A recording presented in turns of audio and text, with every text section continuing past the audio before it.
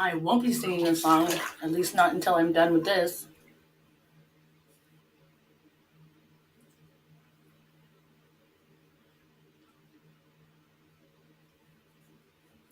And so I decided until I get some like way better editing program, I'll just do an audio live, telling the story, talking about it. Hi, German lady, haven't seen you in forever. Yeah, and I believe Mike is going to help me with getting a better program so I can do better editing so it doesn't look stupid. So until then, I'm totally A-okay with doing like an audio live talking about it. Because I was planning, obviously, starting sooner on true crime stories, but I, guess apparently don't know how to edit, especially with a crappy editing thing. Oh, hey, Cringe. I'm glad that you're here. Hey, Stoner Baby. Yeah, my Friday is going good so far. I'm not gonna lie, I'm sitting in a tub of cold water right now because it is so hot here. Like, hot. Um, but yeah, so I'm just gonna get started here because I'm sure some people will join. And at this point, because I do think, some people will come in here and not be respectful of, the people that passed in this case. I, am okay with. Well, there's a bunch of big true crime channels, but yeah, probably. Oh, it's helping me cool off, definitely. But I definitely, to the mods that are in here, obviously, like stupid banter back and forth is fine, but once it starts becoming like really disrespectful, like use your judgment type thing. Don't ban, but maybe just time out because I do think that discussing something like this kind of warrants, some sort of respect. But the case that I'm going to start off with today, if you read it in the description, actually is a case that kind of hits close to home. My oldest son's father actually was friends in high school with this Aaron Iturra, and a family friend of ours was his girlfriend that was actually in bed with him when it happened. And I never, thank you, Winnie. I never actually got to meet Aaron because clearly my ex is a little bit older than me. But I did get to know the girlfriend, and she was nice, definitely wild, but she's a sweet girl. But it definitely hit home a little bit. And so I did have my own kind of um, timeline and whatnot, written down, and I did talk about it in the video that I recorded. But because of the editing, I'm definitely not playing it yet, and so I did gather up a few things that I researched, as well as clearly other people researched. But I'm not gonna take forever on the case, but I do want to talk about the main parts of it, and I want to talk about the woman that was charged for making it even happen, the murder for hire. And so this right here, what I'm going to read, um, is off of a website called crimevictimsunited.org, which I really like this site because they just get straight to the point. They discuss the facts about cases. I just like this website. So I am going to read it off how it was printed from the person that wrote this article because I do want to give them credit. I don't believe it says the name of who wrote it because I was not able to find that as of yet, but I will. I'm sure it was just one of the editors. Yes, you did, Sarah. This was there was a story about it on that show as well as Oxygen, a different episode of that, and the news anchor was a really popular news anchor at the time named Rick Dancer. He has his own little podcast now discussing some cases that are, local. So he talked about it, and there was one more. NBC had a little documentary about it as well. Interesting that you saw that episode because not a lot of people had. Then again, that show is still kind of up and rising show. When did you watch it, Sarah?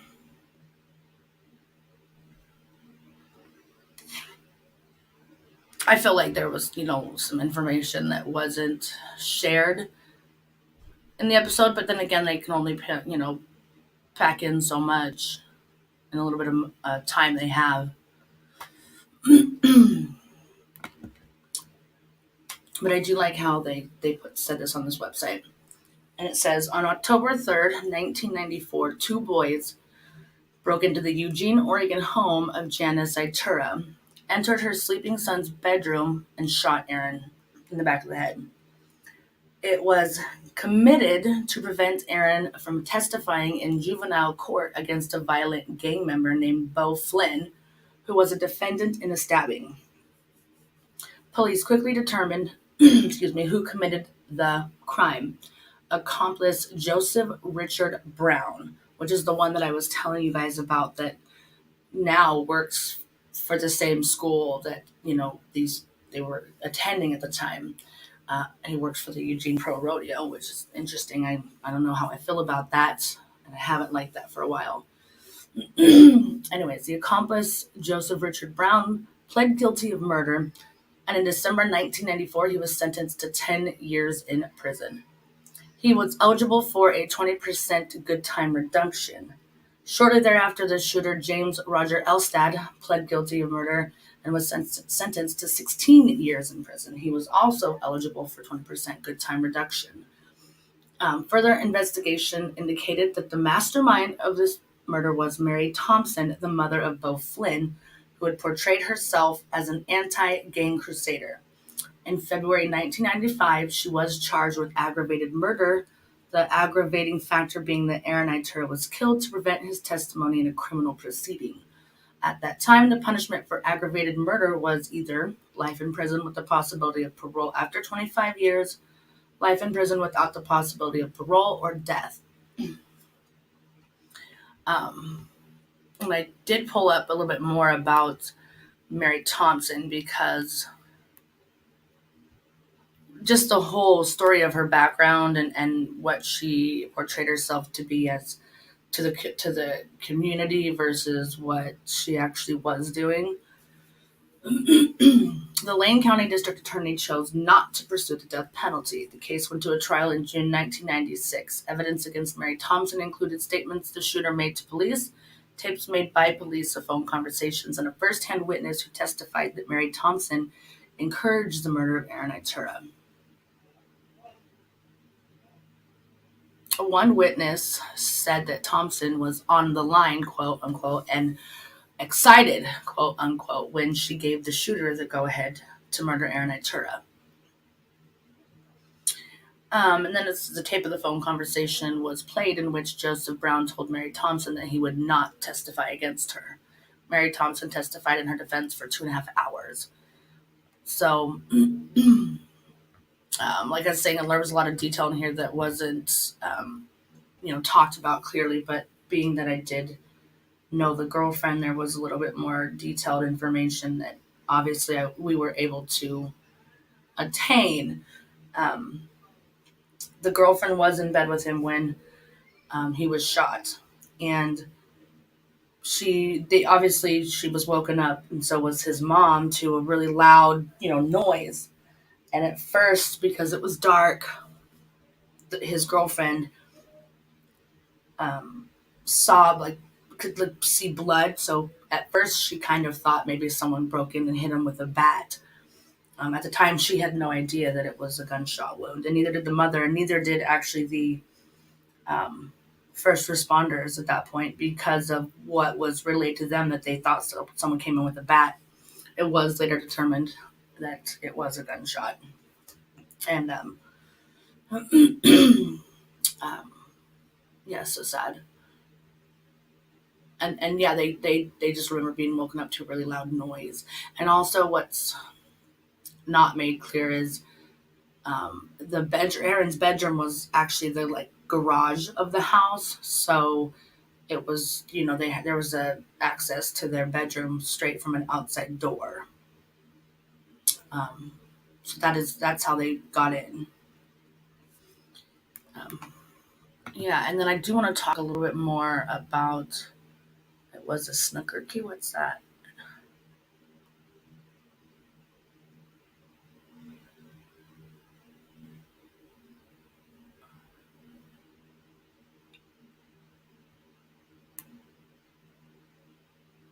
Sorry, I'm just reading the comments. Yeah, it's really sad actually, and they were still in high school. This was like a high school. So this was like children killing children. It was really sad.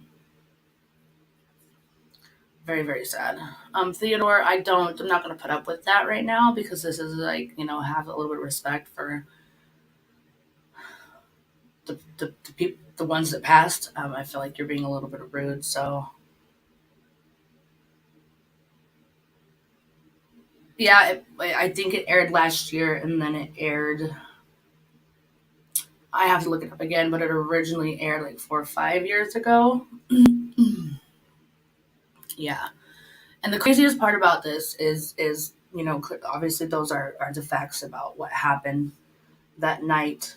Um, Joe Brown was the one, basically the lookout. He kind of scouted the area, decided how they were going to get in and when they were going to get in, and stood literally behind. I know exactly the house that happened and stood literally behind a bush on to the side of the garage, and then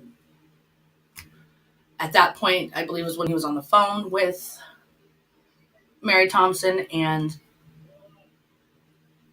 that's when Mary Thompson gave the go ahead, and that's when Elstead went in and did the act. 1 second.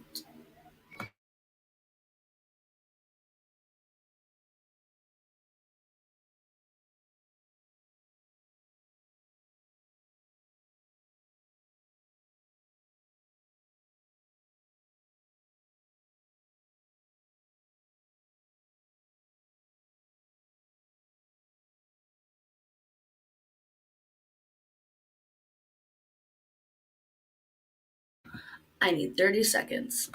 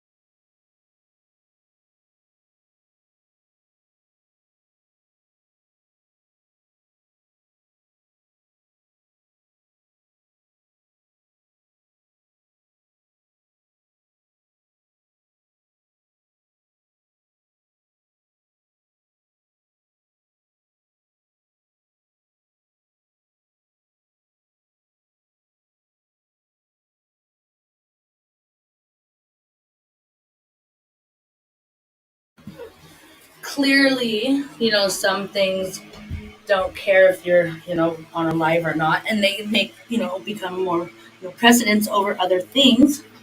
And so now I have little man here with me, so there's going to be some things that I'm not going to say specifically, but I do still want to talk about the mother, Mary Thompson. And so this right here, so there was a Fred Rosen wrote a book called Gang Mom, and it's about an inside look at the night of the the act, and it talks a lot about Mary Thompson and where she came from and what she pretended to be. And so I'm just going to read. This is an excerpt from the book. The book's really good. I read it. It says, before she was the Woody. You don't want to be in here with Mama while she reads it? You gonna go back out there with Daddy, huh? You gonna go back out there with Daddy?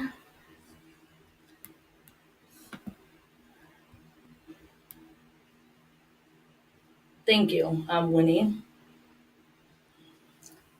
Yeah, this is what I was talking about, Theodore, and you've been warned now a couple times. So, I don't want to be, a dill hole, but as I said, I do want there to be a little bit of respect. You're okay, Bubba. So if you keep going, whether you're drunk or not, I would probably gonna like have to time you out, which I don't want to do. So, um, okay, I'm gonna finish reading this excerpt. You're okay, Bubba.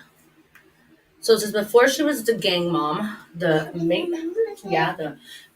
matriarchal figure of young Oregon-based gangsters Mary Thompson spent decades honing her skill as a liar.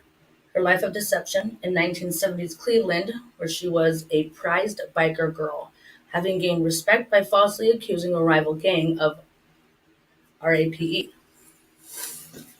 Fast forward one divorce, one child, and a decade later, Mary Thompson began toying with the DRUG making business. Once again, she played dirty. After angering some of her business associates, she served as a police informant on the sly to keep various people from killing each other, or namely, from doing that to her. But the pinnacle of Thompson's criminal career came in the 1990s when she had settled in Eugene, Oregon. When her teenage son, Bo, got involved with gangs, Thompson became an anti gang advocate, earning the name Gang Mom in the local media circuit. It was an ironic disguise, given that Thompson was a gang mom of sorts. Charismatic and outspoken, she had a troop of delinquent juveniles, including her son, wrapped around her finger. In fact, sorry, Thompson's personal gang would carry out the most heinous crime. The M of 18-year-old Aaron Iturra. Aaron Iturra had recently seen Bo, his friend, draw knives on a group of teens and planned to testify. This terrified Thompson. If Aaron were to tell the police what he'd seen, Bo would surely be sent back to jail, and Thompson, having fought so ruthlessly for her son's release, would not stand for that. I'm recording, babe. She knew she had to act and fast. What do you think you own this one, Brad? I'd like to use it. Okay, well, sorry, 1 second.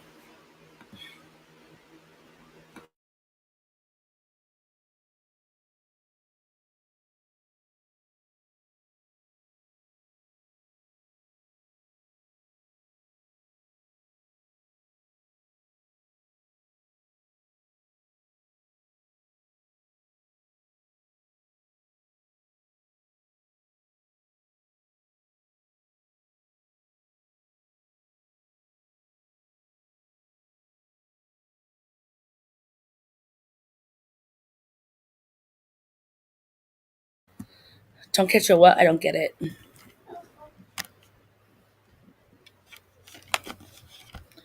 Yeah, I don't get that. That sucks. Okay, so I'm gonna finish reading what I was writing or what I was reading. Yeah, I can't wait till I completely know how to edit. Okay. So she knew she had to act and fast. With the help of her children, Joe Brown, James Jimelstead, Lisa Fentress, and Angel, she would execute her plan. Mary, gang mom Thompson, would, you're okay, baby, Kill Aaron Iturra, and she would save her son. It's a really, really good book to read. There's a little bit more here, and it kind of, paints more of a picture of what happened that night.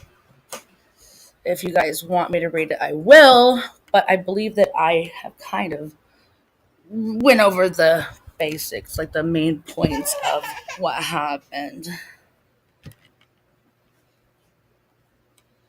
I know that is sad. I don't, people, especially that many years ago, like you don't think it would happen to, such a low level, like a low level like crime, I guess, like to go Using the act shower that or using outrageously. The tub, the tub or using the shower? the tub. Oh, you're gonna sit.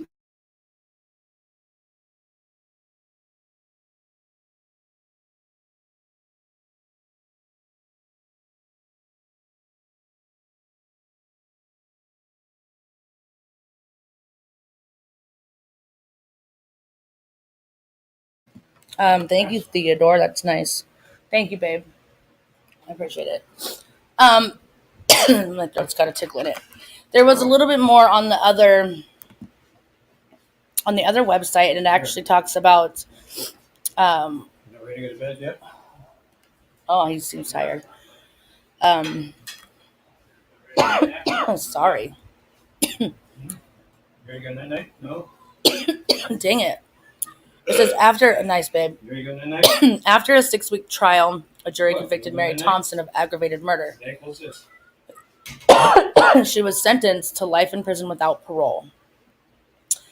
But, however, and this was, I was telling you guys, my sister actually was in prison with this female.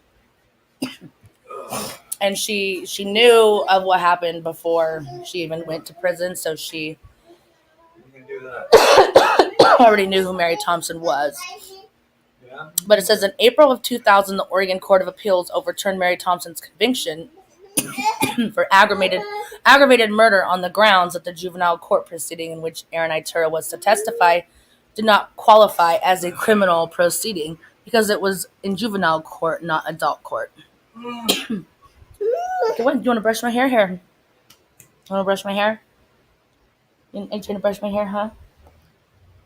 You trying to brush my hair, huh? You gonna read this for me? He's so pleased that he got the brush. He's just like so excited. You gonna read it for me, buddy? No, you don't. You're supposed to read it, not push the buttons. You're supposed to read it, not push the buttons. Yes, you are. You gotta push the buttons. Yes, you'd rather push the buttons. Okay, go brush Daddy's hair. Go brush Daddy's hair. Mine. Mine. Yep, go brush Daddy's hair. You're supposed to brush Daddy's hair. Look, come here. Come here, brush Daddy's hair. See? Right there. Right there with the brush, see? Yep. Use the brush on Daddy's hair. Let me show you. Here, look. Watch, buddy. Look. Watch. That's my brush. I know, he grabbed it. Here, watch, look. See? Oops. It's for Daddy's hair. See? Brush Daddy's hair. Daddy needs his hair brushed. It's messy. I'll hurry, babe, okay? Okay? Yes, we'll put him to bed soon. Oh, no, you don't. Okay. He's mad at me because I want to finish washing my hair. He's not ready for bed yet. He's still playing. Trust me on that one, okay? He's not ready for bed.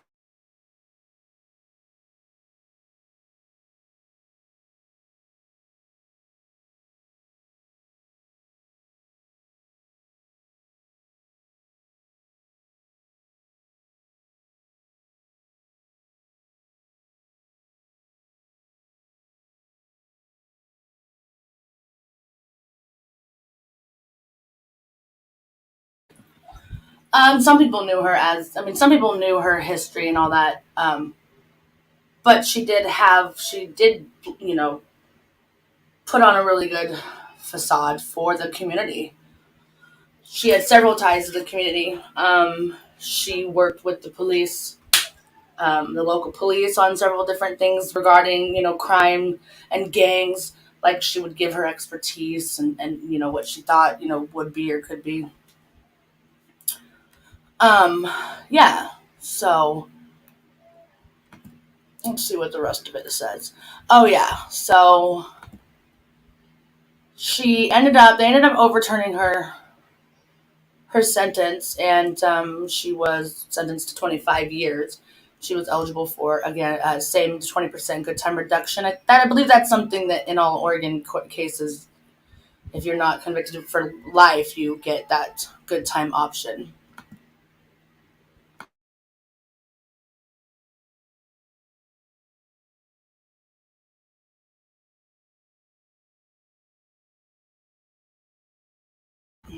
And so the accomplice was released in, I believe it was 2000. It was like early 2000s, like 2001, 2002. I know it was right around the time I graduated high school, and I do know that he was already working for the school on the Eugene Pro Rodeo at the time I graduated.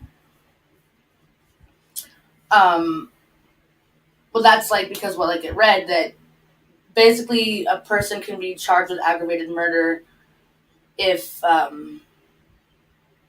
like if the crime, like depending on the crime, but because it was juvenile and not an adult court, it didn't warrant the aggravated murder charge. Hey, Jay, thank you for popping in. And so she ended up being released actually. Let's see, my sister was released in. My sister was released in, I think, late 2020, and Mary, I believe, was released about a year prior, maybe like just a little bit prior to where it was like 2019, maybe early 2020 that she was released.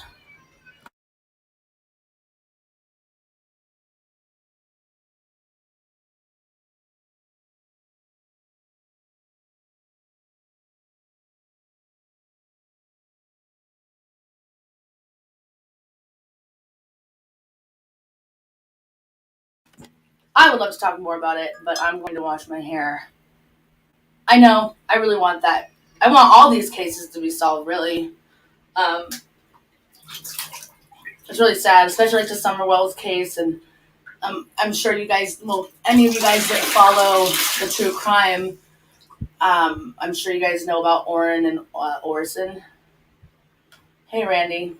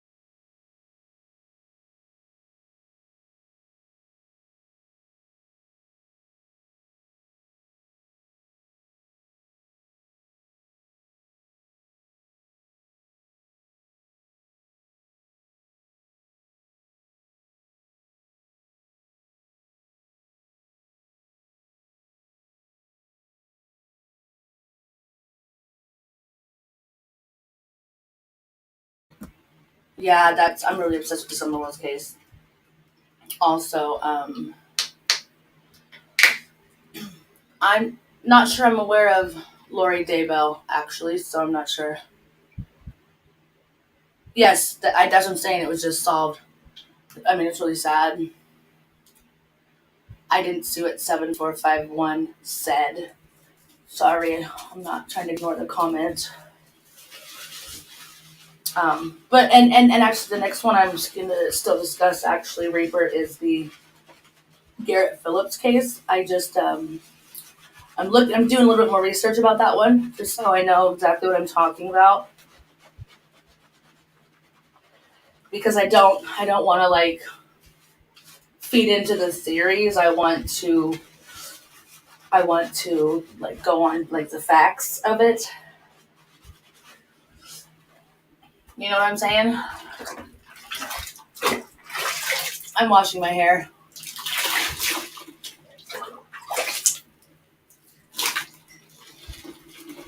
with cold water. Oh my god, it feels so good. I'm so hot.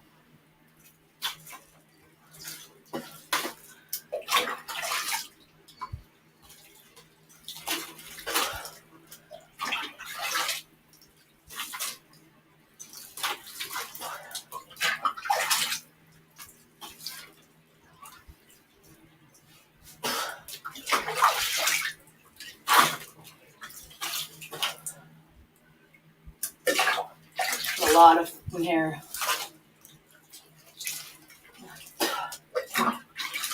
Yeah, I don't know Lori Daybell, so I'll have to look that one up.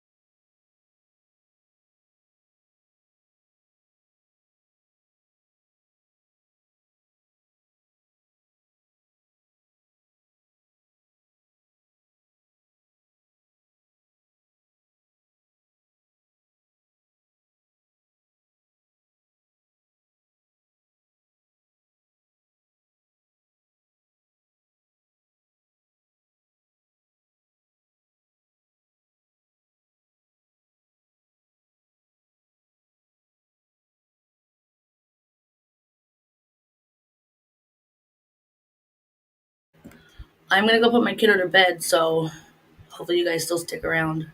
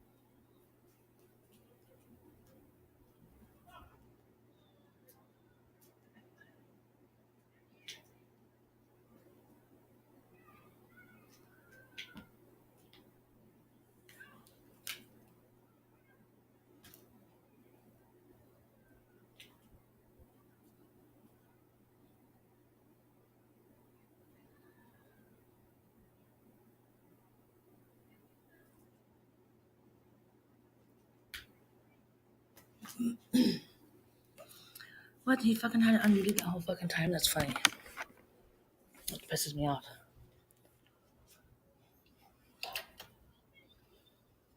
Sorry. Kiddo just fell asleep.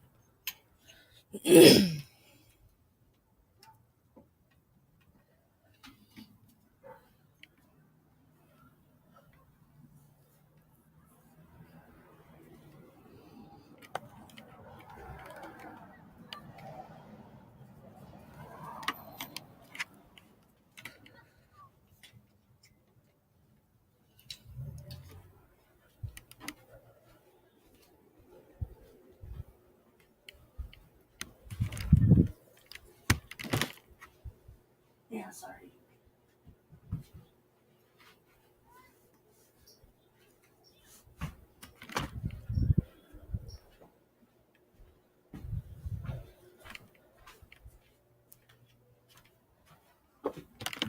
Frick.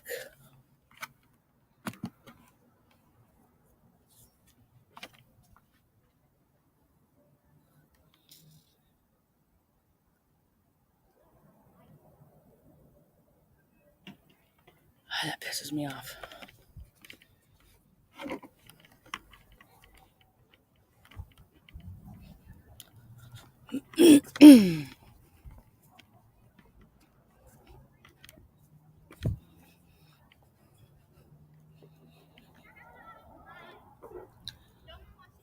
Totally pisses me off.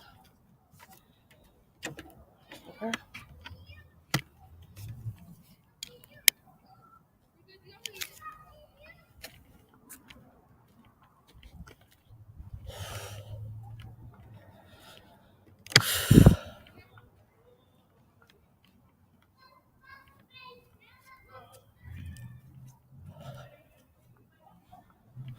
Frick.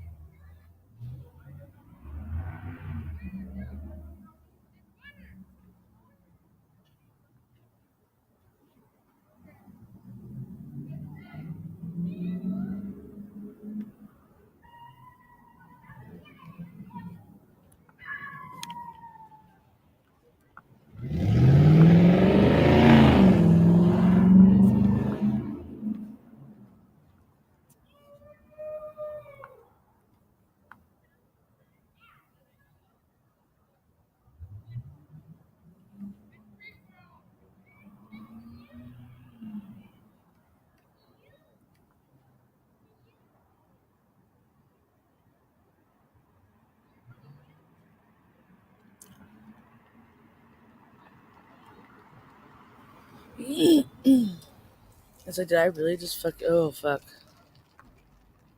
Such a fucking pussy. I'm such a fucking pussy. Literally.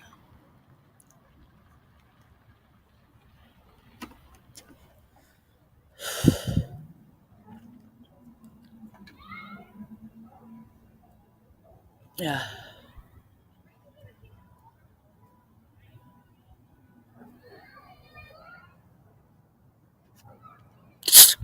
Kitty! Get away from there.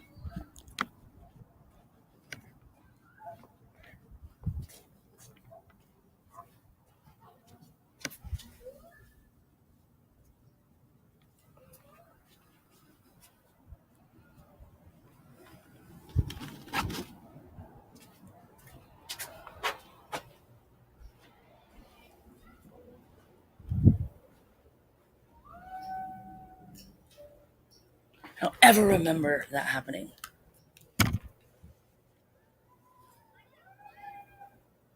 From having the fan on.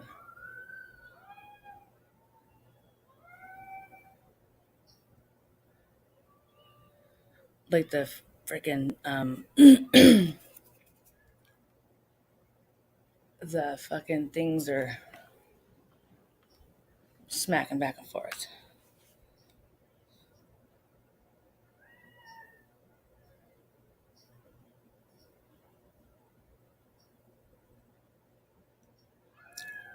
Why am I such a fucking pussy?